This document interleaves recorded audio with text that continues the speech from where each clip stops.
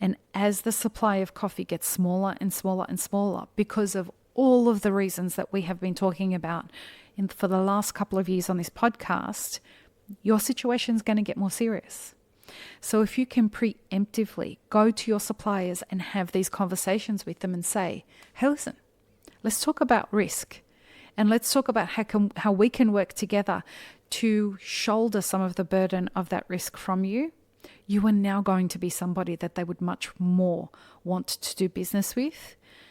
And it's not just going to be about doing business based on pricing. Okay, so this is how you can give yourself a competitive edge over other people that are competing for the same product as you. This episode is proudly brought to you by Mapper Forward's workshop, It's Time to Become a Coffee Consultant. Learn how to diversify your revenue streams and create freedom from your day job while saying goodbye to that alarm clock forever by becoming a consultant within the coffee industry or directly to consumers who have shifted towards home brewing and home roasting. Protect your income from challenging times in the coffee value chain by taking this course today. Go to mapperforward.coffee/workshops or click the link in the show notes for details. Welcome to the Daily Coffee Pro by Map It Forward, friends. I'm your host, Lee Safar, and this is episode 3 of a 5-part series with just me. In this series, we are talking about how Map It Forward is preparing our clients and people who are in our mastermind groups for the volatility of 2025 and beyond. The reason we're doing this series is because people, for one reason or another, may not have access to be able to participate in our mastermind groups or one-on-one consulting. And it is important to me that people at least have access to the foundational things that they need to be able to have a good chance at navigating this time.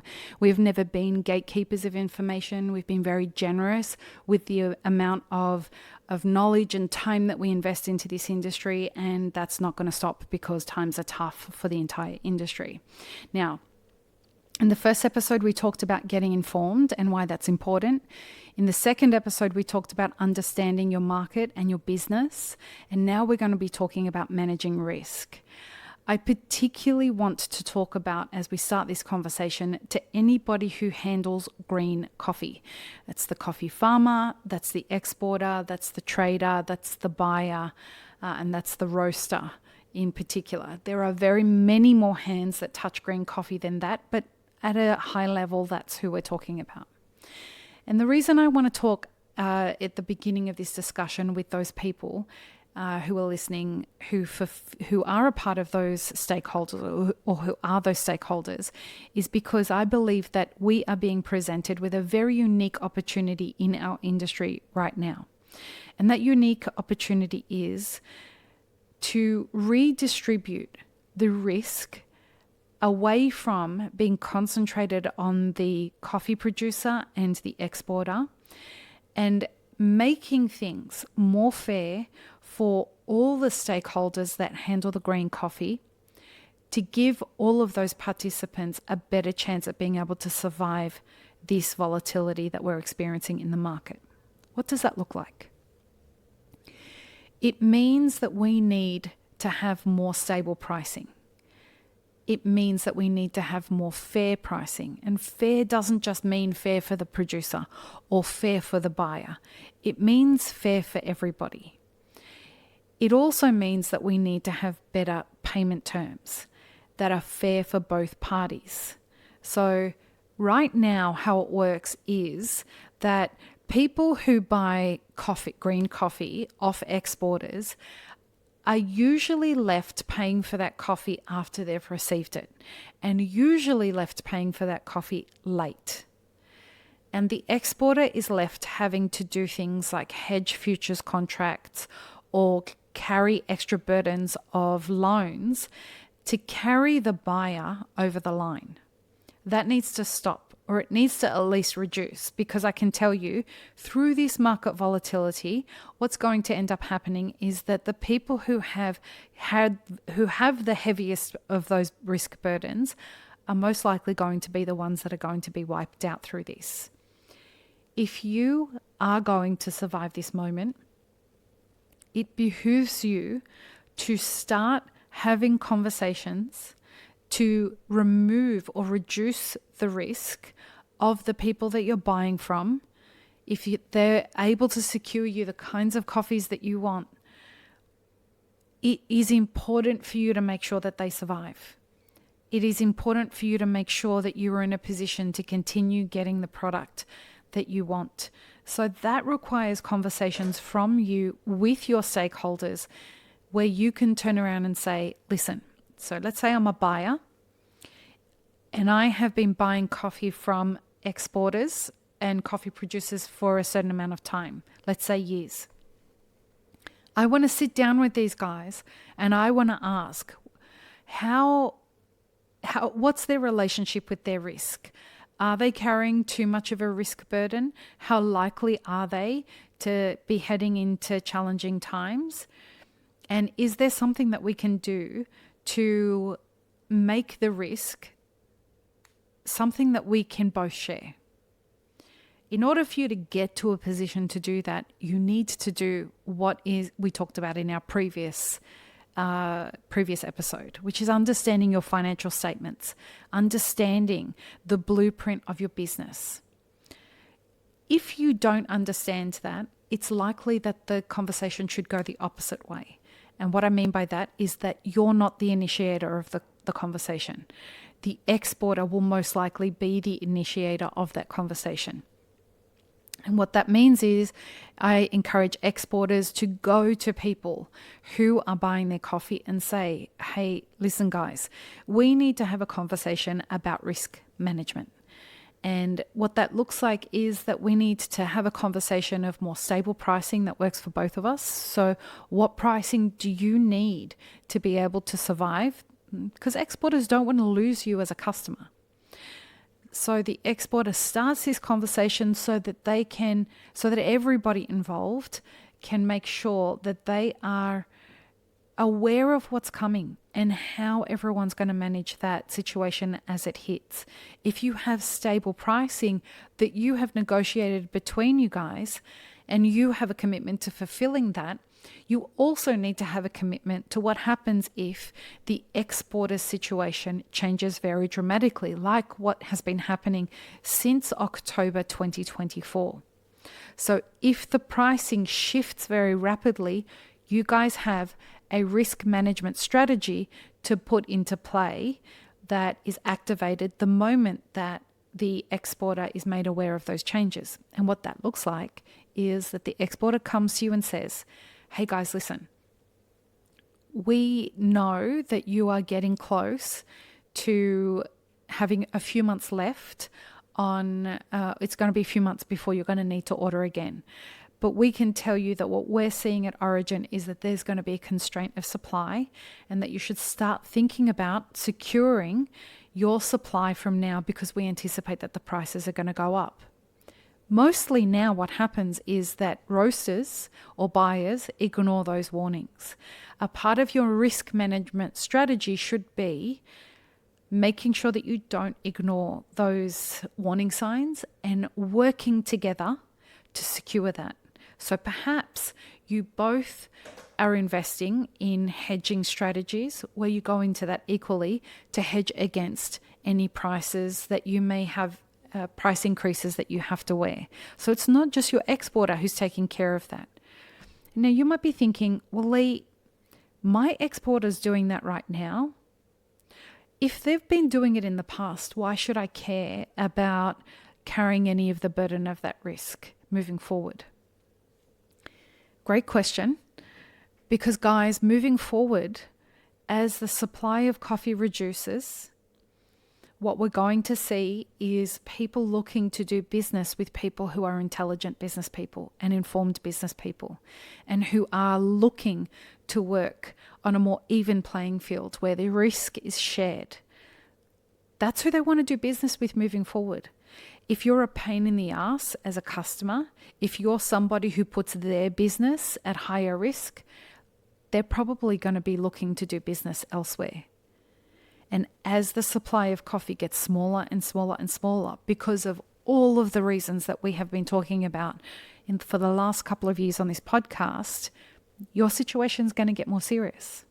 So if you can preemptively go to your suppliers and have these conversations with them and say, hey, listen, let's talk about risk, and let's talk about how we can work together to shoulder some of the burden of that risk from you, you are now going to be somebody that they would much more want to do business with.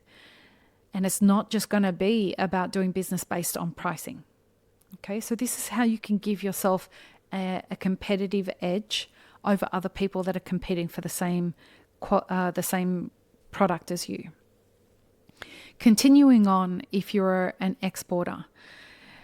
If you're an exporter and you're talking about, you approach a green buyer or a roaster about these conversations around risk, it's not just about carrying the burden of pricing or talking about fair pricing or hedging.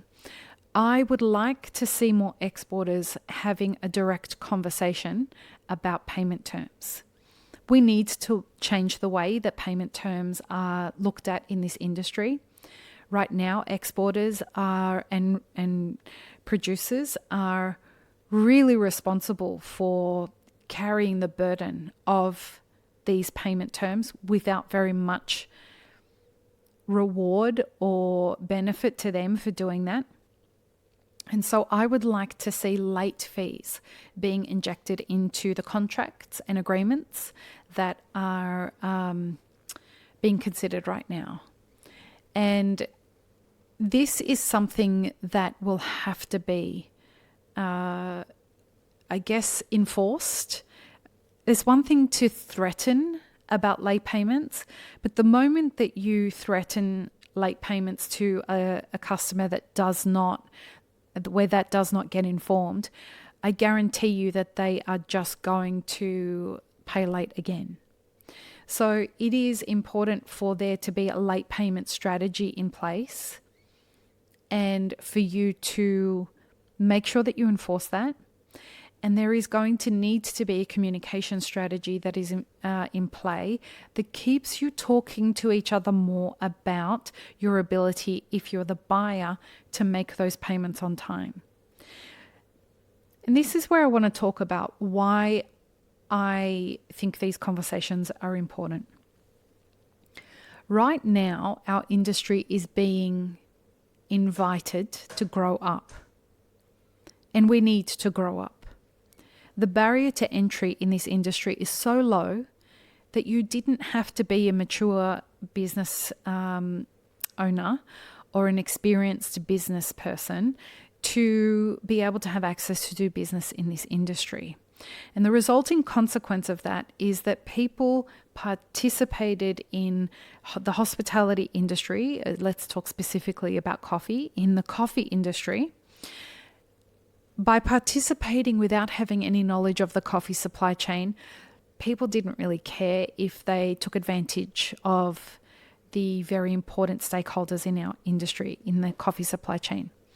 Be it the coffee farmers, the exporters, the buyers, the staff, the logistics people, the customers, whoever it was. You could decide that you liked coffee, and as long as you had enough money to look like you knew what you were doing, you got to do this. We've ended up with a saturated market filled with people who are learning as they go. And when you learn as you go, you make a lot of mistakes. I did. I certainly did myself. Those mistakes can often have unintended consequences. And those unintended consequences could lead other people to go out of business. It could lead other people to lose their jobs, all because of you not being informed. When that happens, we end up in a dysfunctional situation. And right now, we are being called to grow up as an industry and take better accountability for the way that we do business. Making sure that we manage our risk so that we have a stronger supply chain where more stakeholders in your specific supply chain the people who you do business with, if you're making sure that all of you are sharing the risk and all of you are aspiring to be successful, this is the kind of capitalism that you should want to be a part of. This is conscious capitalism, this is functional capitalism, and this is the kind of capitalism that empowers people who may be impoverished to be able to do better. Because if they are in communities with people who are doing good business, responsible business, that person then ends up inspiring other people to get curious about, well, how come you're doing so well? Can you teach me? It means that we have better mentors in our entire industry. We have better examples in our entire industry. And that was a really big motivator for why we started the mastermind groups that we have going at Mapper Forward. What we have seen as a result of that is that people are doing business together from the mastermind groups. They have better understanding of what their businesses should look like. They have a better understanding of why it's important that they don't just let other people carry their risk. They are now active participants in trying to figure out the steps of how they can carry their fair share of the risk that's involved in doing good business. So I hope you found this helpful, folks. We, in the next episode, are going to look at communication strategies with your stakeholders in these very important and volatile times. I hope that you have found this helpful. Peace, love, and peanut butter. Have an amazing rest of your day. I really hope you enjoyed this episode, friends. Please don't forget to show us some love by subscribing, liking, commenting, and most of all, sharing this podcast with your friends. Check the show notes for links, including our sponsors and our Patreon. And stay tuned for more great conversations on the Daily Coffee Pro by Mapper Forward.